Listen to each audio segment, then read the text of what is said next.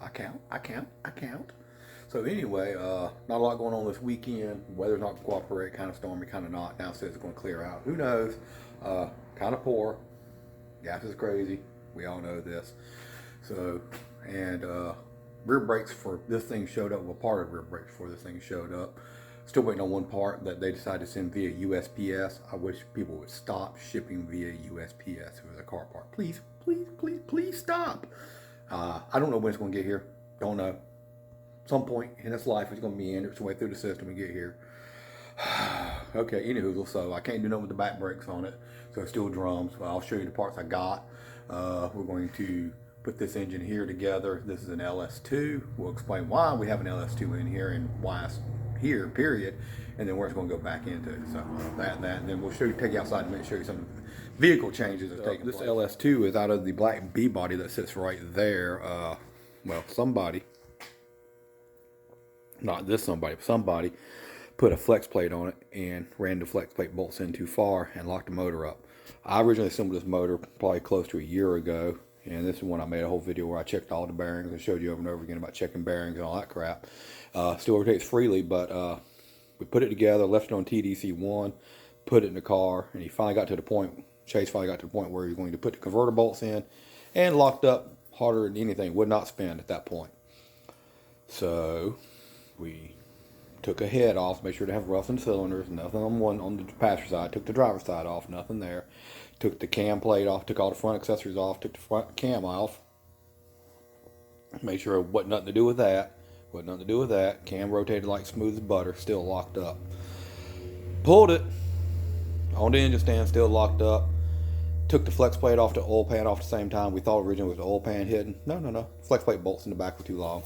If you look closely, you can't see now, but there's actually witness mark in the back of the block where the pan bolt hit. Well, anyway, where the crank bolt hit. It didn't do any damage to it. No damage at all. In place still good. All that's still good. All the bearings still good. Still rotates smooth as it can be. So we're going to get it back together and get the heads back on it. Get the cam back. When I get the cam in, get the timing gears back on it and get it all set up, ready to go back to its home inside the car. So hopefully we can get the hell out of here. That's the goal. Get it the hell out of here. Chase hasn't been feeling well. He's been sick the last week, so I'm going to do this, and I'm not going to tell him I did it. I'm just going to do it. He can get mad or not get mad. I don't care. SBE LS2. Obviously, with the only difference, this one has a 58X crank in it, so it can play nice with the PCM that's in that vehicle out there. And then we'll have a 4X gear up here, which is not what an LS2 normally would have. So when you see it in a minute, don't freak out. That's why 58X crank, 4X timing gear on it, going in a car with a 6L, 80 or 90, something like that. I don't know. Don't care. Like I said, it's all stock, so we didn't really put a lot of time to clean the piston when we put it together. It was just make sure the rings were good, make sure all the bearings were good, make sure all the bores were good, all the good lifters in it, all that stuff. So we're going to pull the cam back up here. First thing we're going to do is we'll have to see if we get this thing back on TDC1. I'm going to shine a light in and see if I can find my mark. I know when this comes up where I'll be, but I want to double check this. So this thing has this goofy ass tensioner on it. I may have to pull the oil pump. That's why I'm going to leave the pan off right now. So I'm going to rotate it around. This has a Melling M295 pump on it. So I'm going to have to pull the pump in the pickup. It is what it is. I want to see if I can get down there and see it. Obviously, I can't take the tensioner off with the pump on because, well, I got lucky. I was able to see down in there and find the dot. I don't know if you can see the dot or not, but trust me, it's there. So now all I got to do is I'm going to tighten the cam retainer plate up. I'm going to take it off, clean all that crap off of it, reseal it, and then go get the timing gear out of the car and start putting this timing gear back on it. So it's back to TDC1. So the front cover can go on loosely.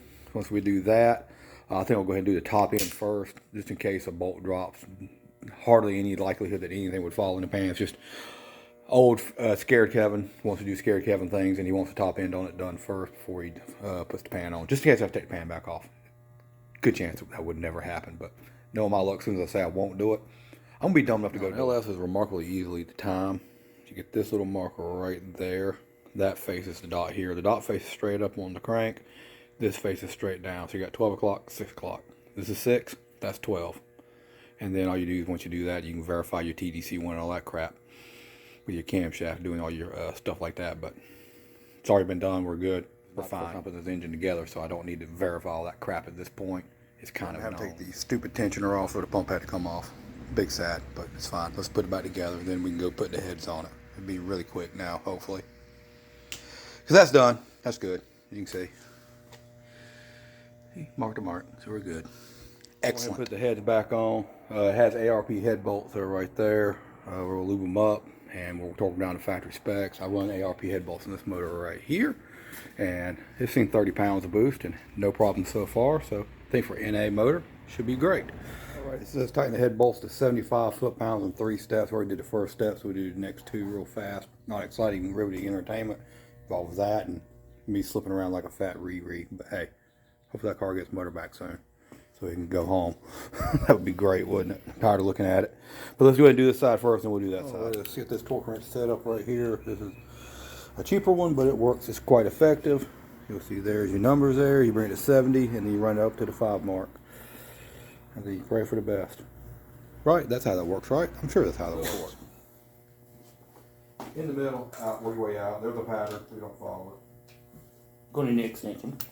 Hang on. Need an extension. That's going to affect the torque reading. It's okay. It's okay. It's okay. It's fine. It's fine. It's fine. It's fine. Don't let that bother you none. All right, everybody, to find the damn extension. I gotta find one ready for this. Hang on. One ready for an impact, so hopefully it has less flex. This is the last one right here.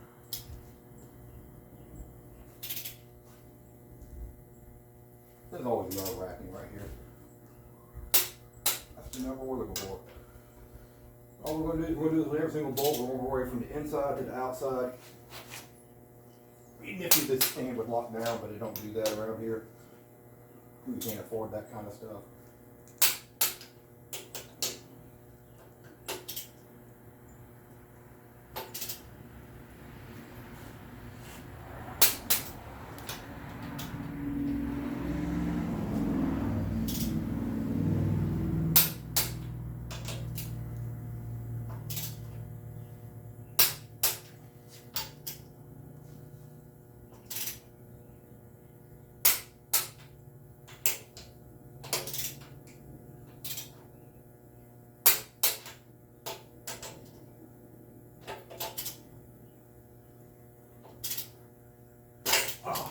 This is why I hate doing that.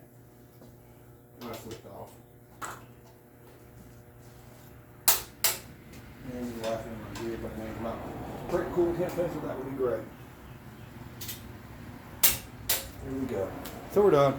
All we do is the other side. Not so bad, you see? It's easy. If I can do it, you can do it. Well, who said I could? That's done.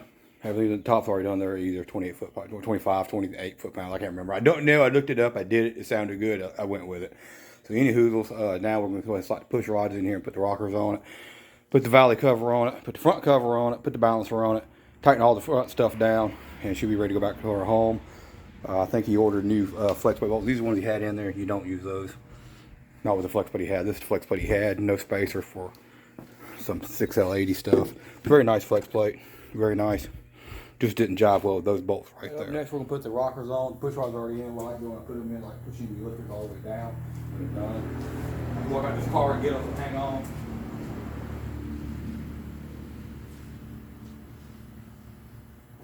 Now, there's going to be some of y'all that know this shit already, some of y'all that don't. It's got a little stand for little bolts, 8mm. It's nice. Hey, it has the GM wrote on it. Make sure it's facing down. Ask me how I know.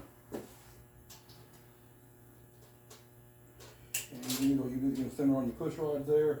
There's a torque spec for it. What we generally do first is we generally just run them to impact. I tell you, do what you like. It's your world. I'm just living in it.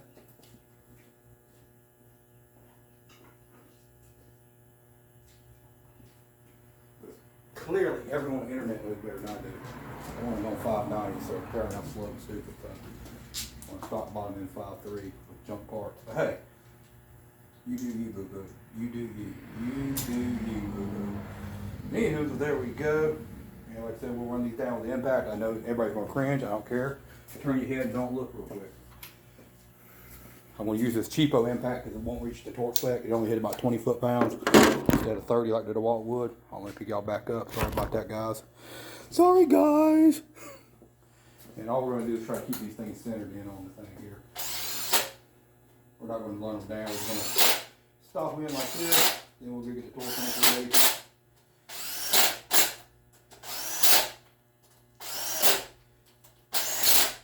LS is, I think it's 22 foot-pounds. I have to double check that number. I go around 25 a lot of times. It doesn't matter. Seated. See, that's all.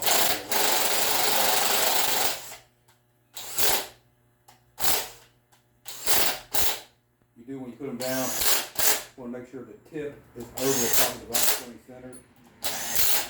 Not offset in any way. Now none of this is torque spec here right now. We're going to go back and do that. We're just trying to give you an idea how you get started. Now once you put it in there, you can get your torque wrench on it, set it your desired rating, click it down, or you can just send it. You do you and however you want to do it.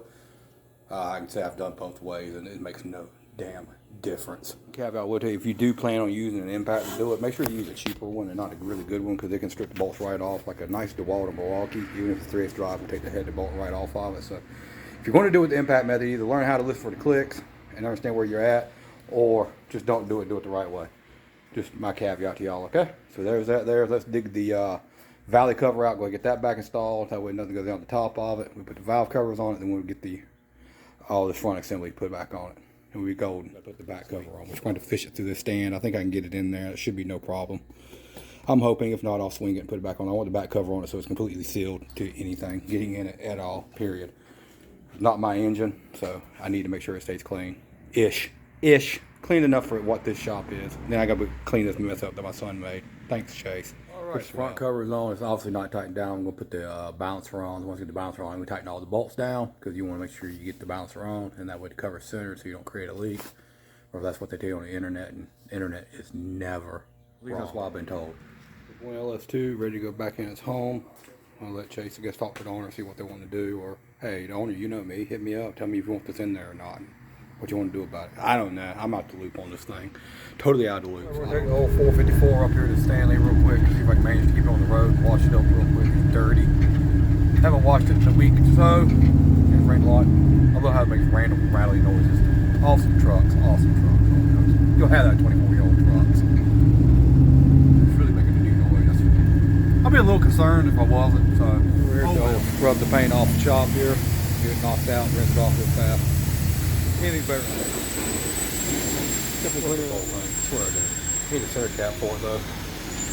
Probably a smaller exhaust tip. Hell yeah, let's go ahead and get to the parts store. We have bought this stuff to do an oil change. We're gonna do that in needs and bad. No one knows. Last time I had an oil change, so I kind of need to do that. Especially if I want to find lean on it, pull with it and everything. That'd be a cool thing to do. So we got that there. Got Quality O'Reilly's oil. Let's head back home, knock this out real quick, and move on to the next thing. Y'all can tell I do own this 454 complete. It's 100% mine. I'm not Chase's, it's mine. Don't think I showed you what I did to the outside of it. Oh, I'll show you. Well, one, I painted that hood, which didn't do a very good job. I did better than I normally do, so there's that. 2 more quarts put in. Oil filter's full. It's fun. Big fun. Big fun. Big fun. Fun fact, 15mm bolt on the oil panel, 454 big block. Was not expected. Like new money now. Less weird noises than before. I'm not a fan of the air intake. I didn't do it, so don't yell at me for that. Yeah. Gauges are notoriously off, but for a nice hot idle, that's not bad. That's like 30-ish pounds, 35 pounds, and that's at that low RPM. That's good. Yeah, check in his light on phone too. We'll get that fixed.